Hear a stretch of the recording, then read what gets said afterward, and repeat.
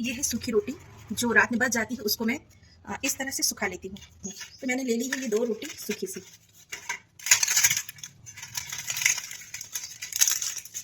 इस तरह से मैंने इसके टुकड़े कर लिए हैं। पहले मैं डालने वाली हूँ इसमें ये प्याज डाल रही हूँ, और साथ में इसमें मैं डाली हूँ ये हरी मिर्च, ये सूखी वाली मिर्च।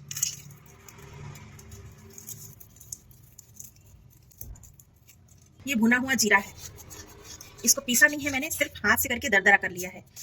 नमक, अब थोड़ा सा मैं इसमें डालूंगी काला नमक, और ये डाल रही हूँ मैं लहसुन और लाल मिर्च का जो चटनी होती है ना सूखी वाली, वो इसमें डाल रही हूँ। थोड़ी सी चीनी भी डाल रही हूँ। आज की फ्रेश छाछ है, बिल्कुल ताजी।